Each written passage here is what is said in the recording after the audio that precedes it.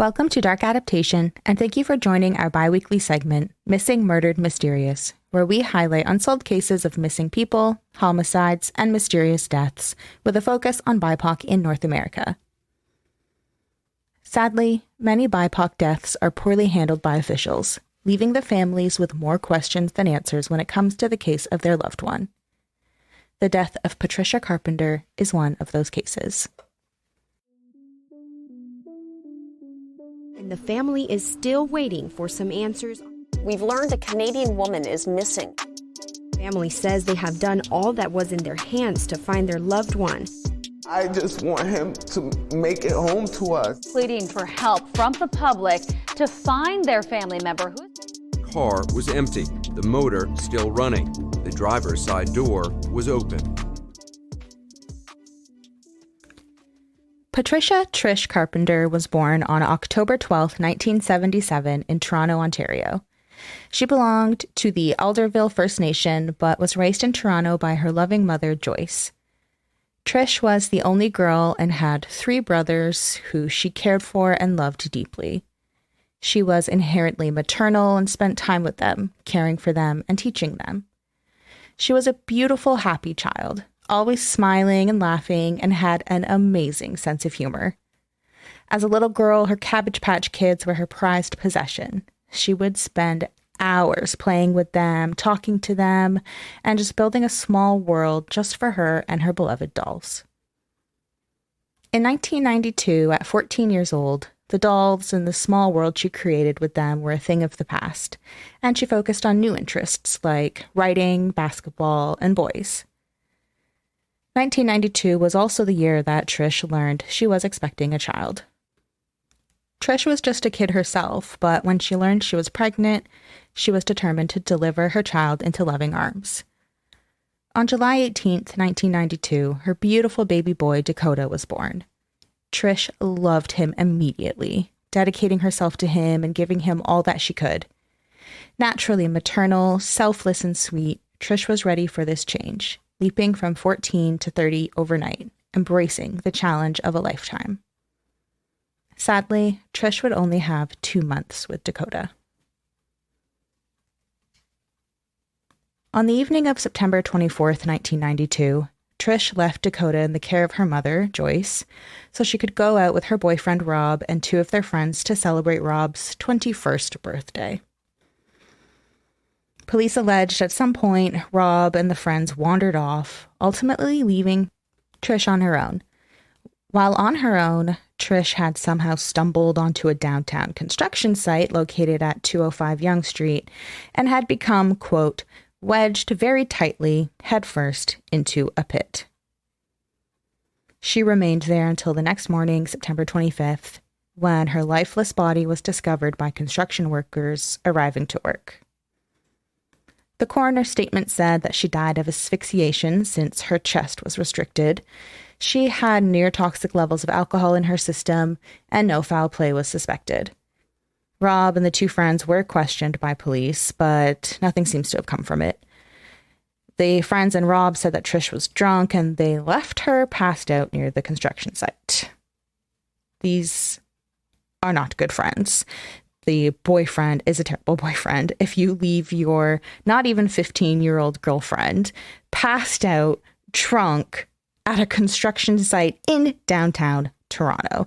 And not to mention that she wasn't even 15 years old yet, and her boyfriend is 21. Like, that's problematic in and of itself. So the coroner's determination was initially derived because when they spoke with the police, the officer said, quote, categorically, there had been no foul play, end quote. The coroner's statement also states, quote, I was informed by officers then, and with more information during the following 2 days, that this girl had been on the streets since she was aged 11. She was a Canadian Indian and had many street friends, but had not fitted in with a, quote, fast crowd, unquote. So that's what the coroner had to say about Trish and her death. And despite the police's statements that no foul play was involved and Trish was just a, quote, homeless Indian, the coroner listed Trish's manner of death as undetermined and petitioned the coroner's office to open an inquest into her death. So at least he did that.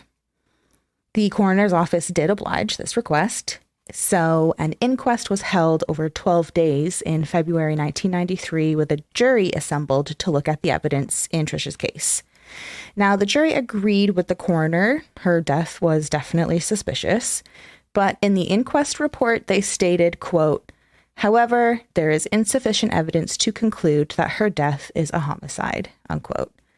And I mean, to that I say no wonder, because there was barely an investigation conducted. So how could they possibly conclude that it was a homicide when there's not even an investigation? There's barely any evidence collected, so they kind of had their hands tied there. The jury did make 11 recommendations, though, and these were related to social services, construction site safety, and police investigation procedures. And they made these 11 recommendations with the hope that they would deter something similar from happening to another young woman. 2 of these 11 recommendations revolved around law enforcement, and they stated that the police should appropriately test all evidence discovered at the scene to potentially identify Trish's cause of death, and that warrants issued for 2 people who were with Trish that night, the night that she died, be extended until police had the opportunity to fully question them. Now, I have no idea if there was any follow through when it comes to these recommendations on the police's end with Trish's case, or if they just planned to implement these recommendations going forward. But that's the 2 main recommendations when it comes to police handling cases like this. Now, despite these recommendations and the coroner's doubts that foul play was not involved, Trish's death was labeled an unfortunate accident in the eyes of law enforcement. And as we've seen time and again, attributing deaths to an accident, natural causes, or classifying it as undetermined is a sad, common theme when it comes to the death of Indigenous women and girls.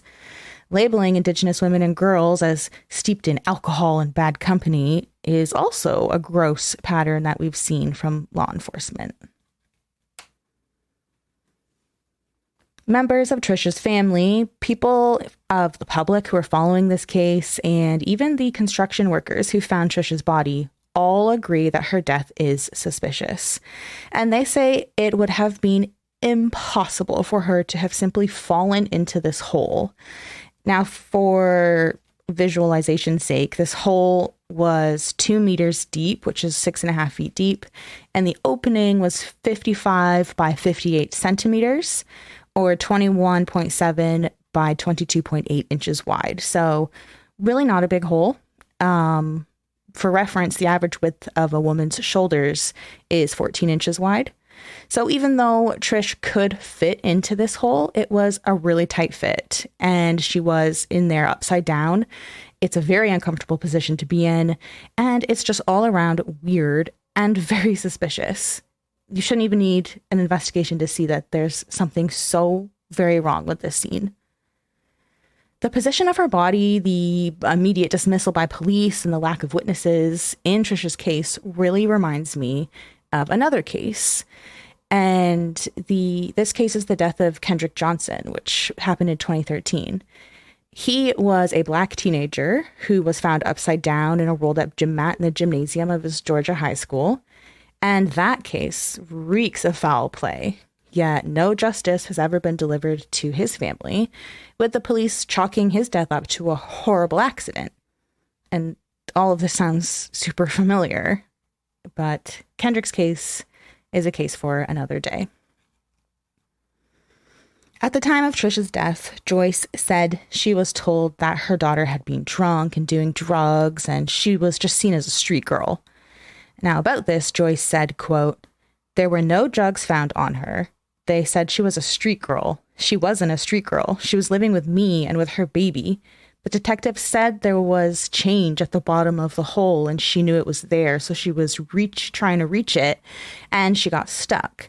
They said she tripped and fell in," unquote.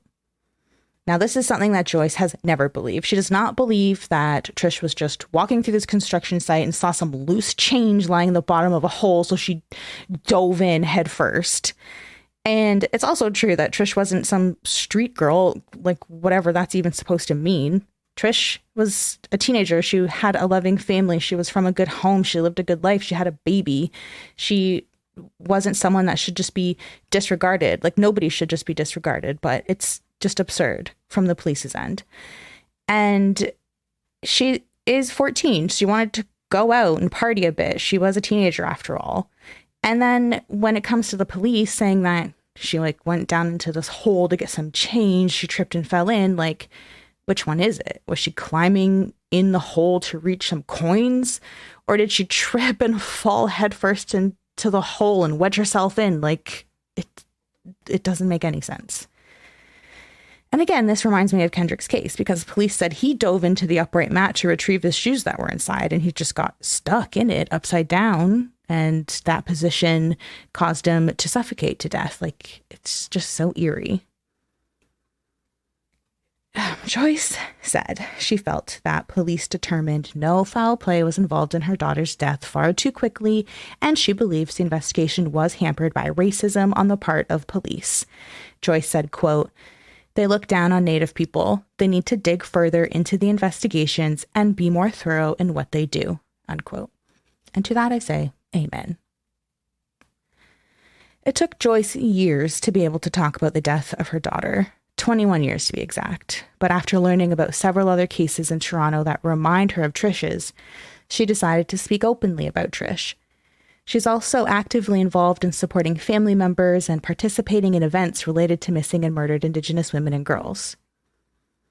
The family believes Trish was murdered, and it seems impossible that foul play and criminal activity aren't involved in her death. There was evidence at the scene that indicated a struggle took place, and Trish was missing a shoe. There are gaps in the investigation that leave more questions than answers, and only one person that was with Trish that night is still alive today. One of the friends and Trish's boyfriend at the time, Rob, were murdered in unrelated events, but the one remaining friend hasn't been present for interviews and remains pretty distant from Trish's case. And this happened in 1992, so time is running out. Key witnesses in Trish's case are becoming scarce, and any other people who might have witnessed something that night seem to be non-existent. The life of a vibrant young woman was taken, and a child's mother was stolen. Dakota is 31 years old now, and he's an aspiring chef. He's had to grow up without the love and care Trish would have showered him with, but thankfully he was raised by Joyce, who is an amazing, loving mother and grandmother. With the help of students at Ryerson University, Joyce created an exhibit to honor the life and memory of her daughter called Shades of Our Sisters. The exhibit was held in Toronto with over 300 people attending, including the construction workers that found Trish's body that fateful day.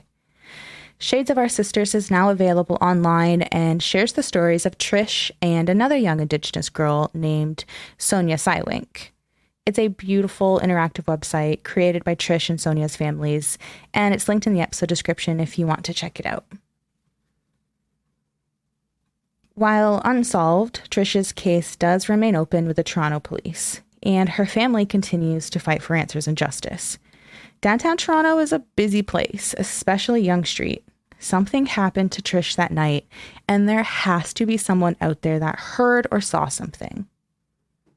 If you have any information about the death of Patricia Trish Carpenter, who was found dead at a construction site at 205 Yonge Street, downtown Toronto on the morning of September 25th, 1992, please call the Toronto Police at 416-808-2222. You can also call Crime Stoppers at 416-222-TIPS, or you can file a report online, and that is linked in the show notes.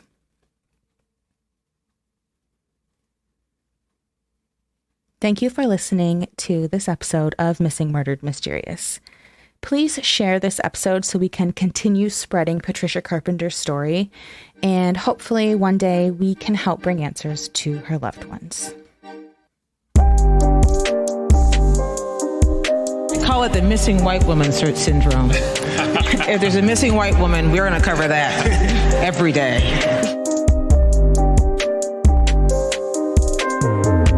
Black kids stay on the news cycle for about a day, maybe, and then they fall off the news cycle. an epidemic of missing and murdered Indigenous women and girls. Indigenous women face a murder rate 6 times the national average.